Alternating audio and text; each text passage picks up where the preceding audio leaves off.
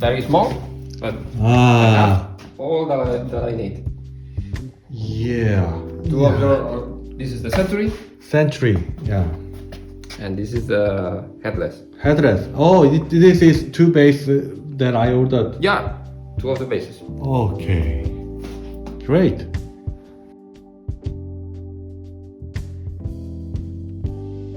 All is handmade. That's why I need too much time to finish the basses. Mm-hmm. All is handmade, not CNC. Mm-hmm. CNC only cut the pickups, the holes, the shape, frets and radius, but the other part of the work is handmade. When I started to make basses, I thought I need to be different in three things: design, sound, and customer service. If I do the same of like other brands, I will be one more brand. Everyone, I think every luthier thinks the same. I must be different from the other one.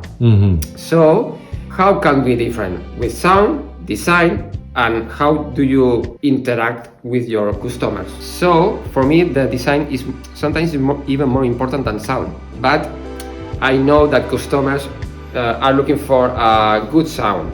So for customers, it's more important the sound sometimes than the design.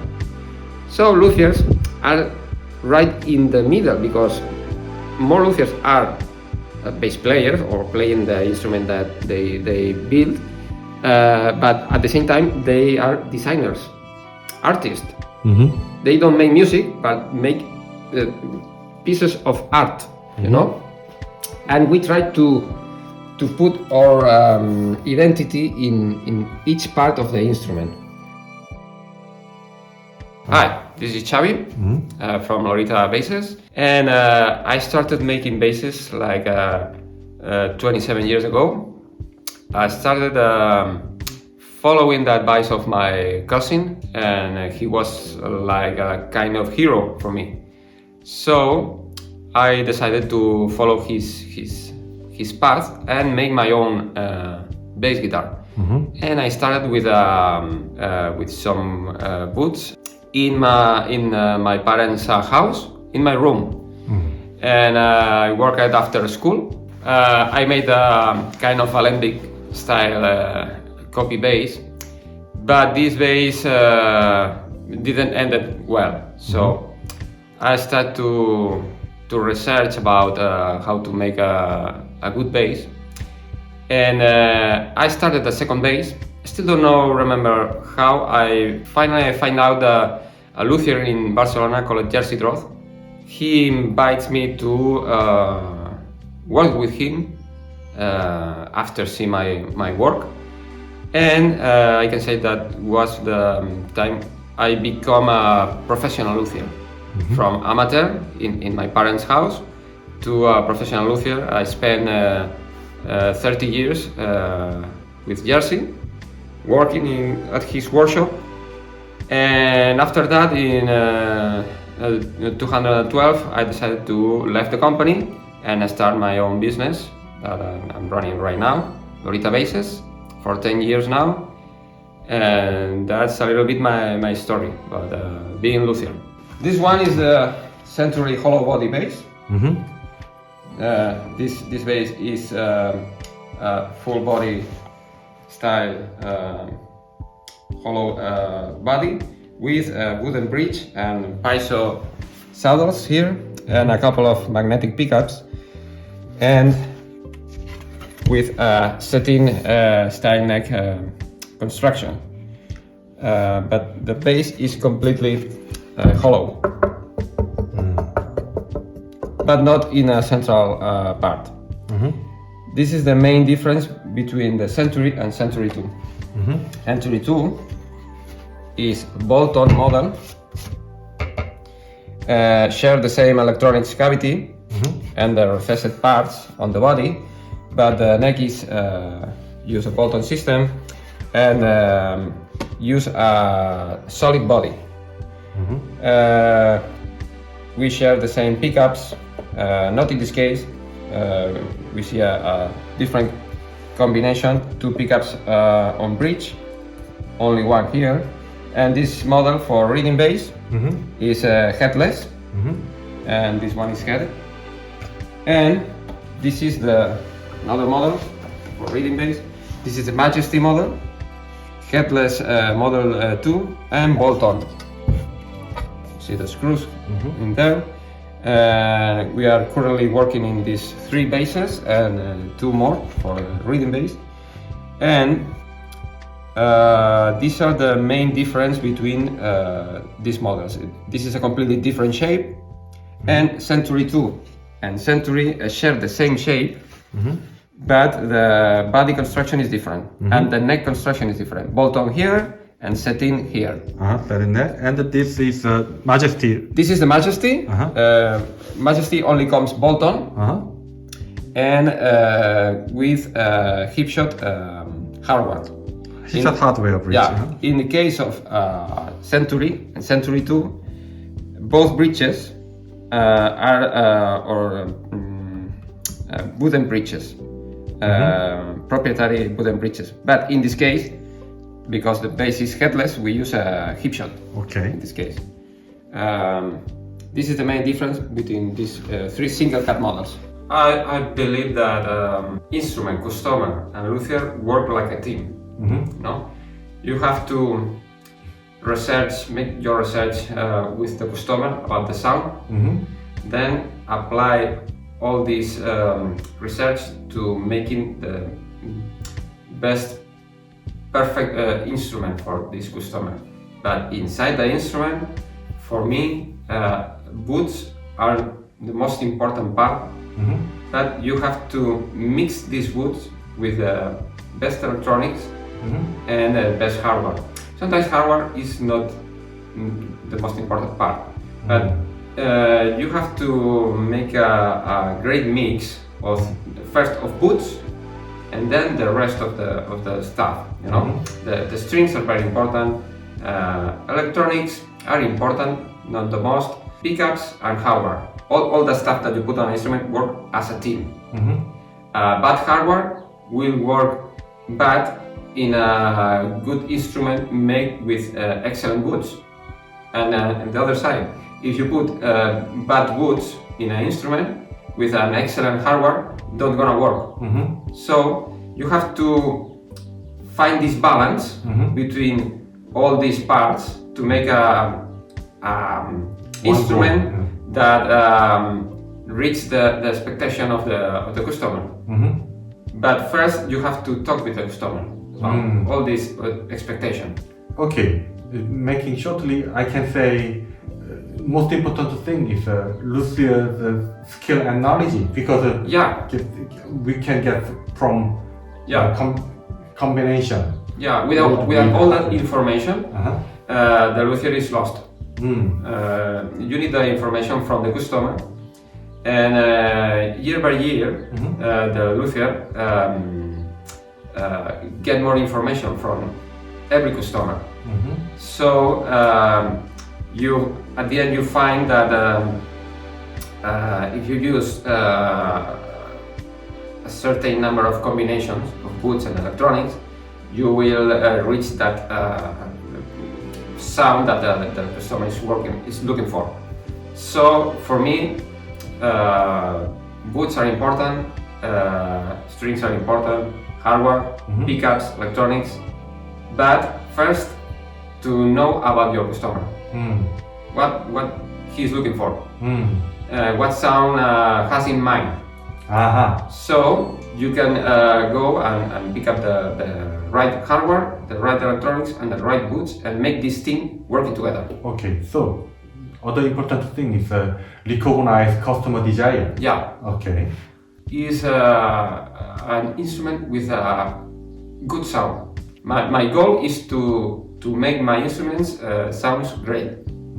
And I think this is a simple idea, but is the most hard part of being a luthier, to reach that goal. This idea of the sound that every luthier has in his head. You know, for me, I'm not a luthier who take special care of seeing what other luthiers do. I see the details, but not the whole picture.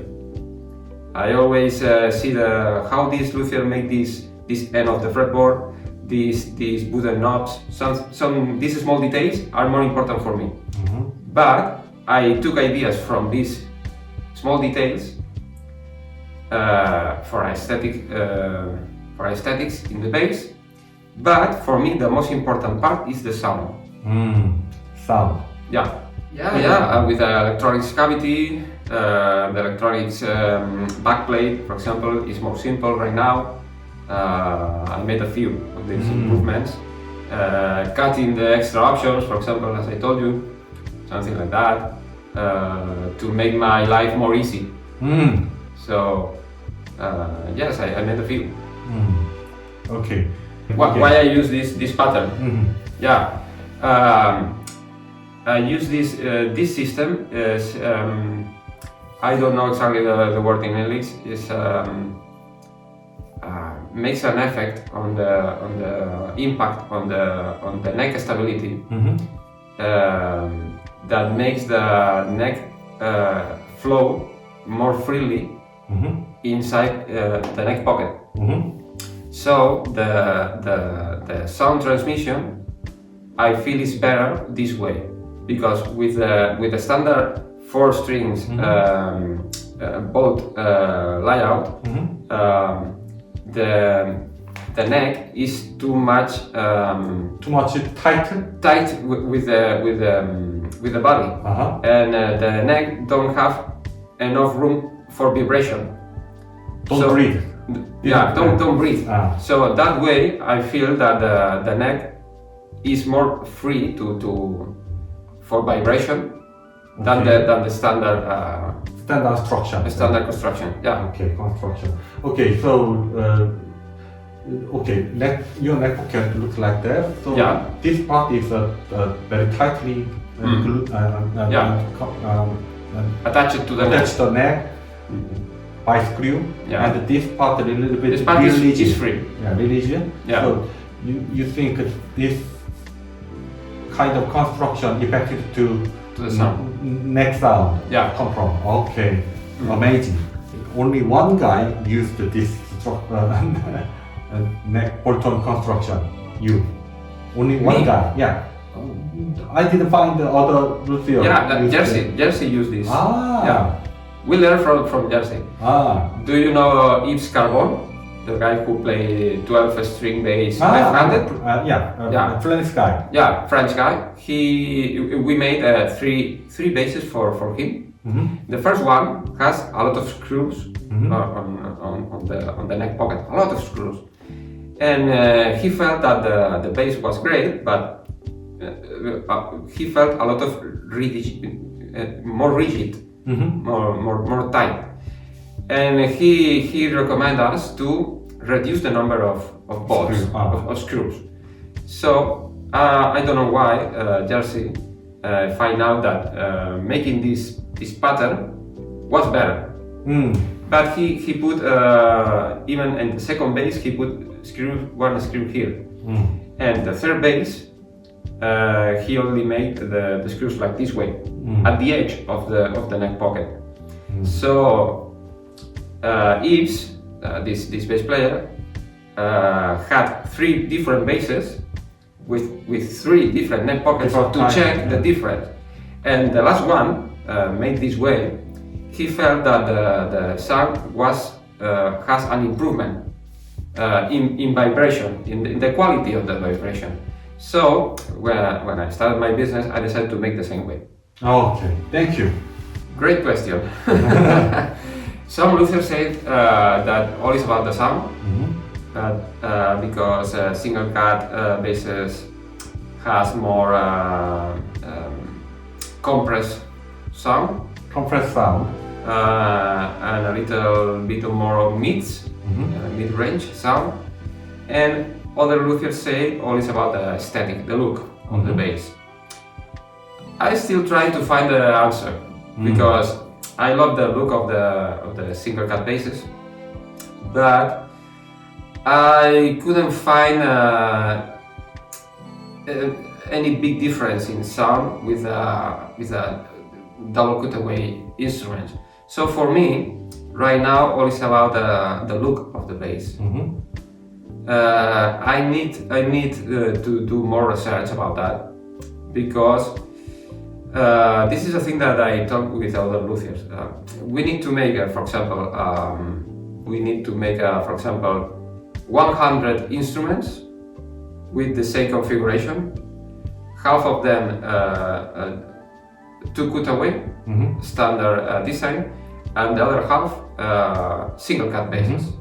Put on the studio and analyze the sound frequencies and see if there's any change.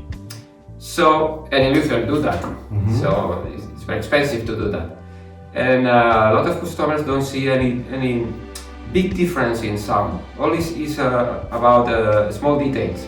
Yeah, small details. Yeah, I agree, because some people say bigger body or big part attached to neck. It's a sucking neck sound from body. Some people say like that. Yeah. Maybe he's right, but I feel it's a beauty. But it's enough, because beautiful is effective to player. Yeah.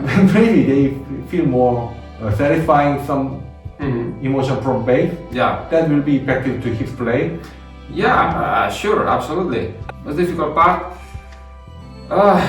We have a lot of difficult parts. Everything is difficult. Yeah. Yeah.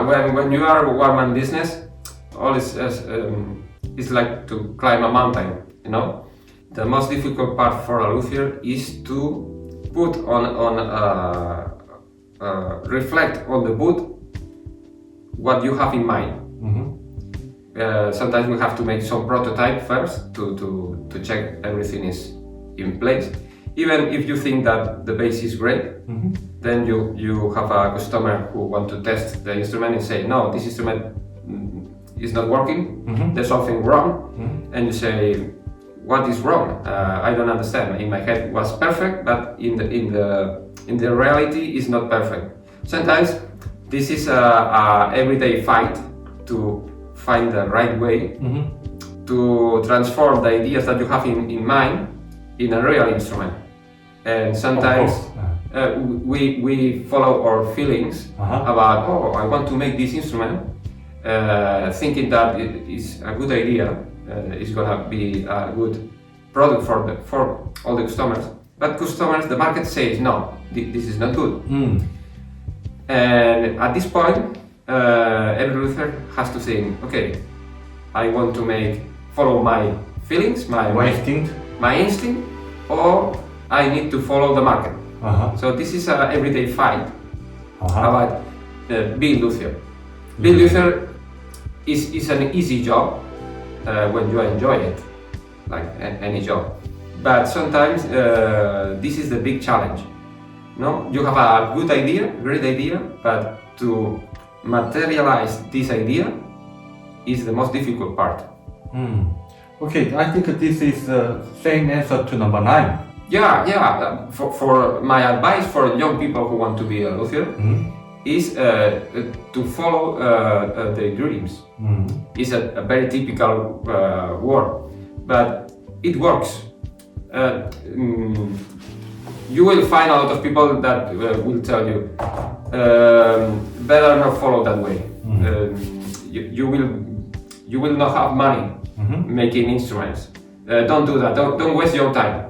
No, don't waste your time listening to that people, because you have to follow your ideas. Then put in paper, think about your ideas, and then make the instruments. And then suddenly people will see your instruments and will start to follow you. This is a thing that happens step by step. It's not quickly. You can do it quickly. Needs time to do that. And young people, you know that don't have time. They want the things very quickly, instantly. So being luthier needs time to think first, then put on paper, then put on the wood. What's your design, your idea of sound? That's the idea I have in my mind about the sound. I'm still searching. 27 years later, I'm still searching my sound. So it's very hard to to convert it, to change this idea that I have in mind in reality. It's very hard. So for young generations, my advice is to be passionate and follow your passion to make instruments. Don't care about what other people think about, because it's your dream. Follow your dream, work hard, because this is not a speed race. No? Work hard every day, and you will succeed. This is my big advice. Don't listen to people that say no. Just do it. Try it. Try. It's better to try it than not to try it. Okay, thanks so much for visiting the workshop. Was an absolutely pleasure to have you here. And hope you enjoy the new basses we are making for Reading Bass. And hope you have a great experience playing them in a few months. We'll be there. So it was an absolute pleasure. Thank you. Thanks so much.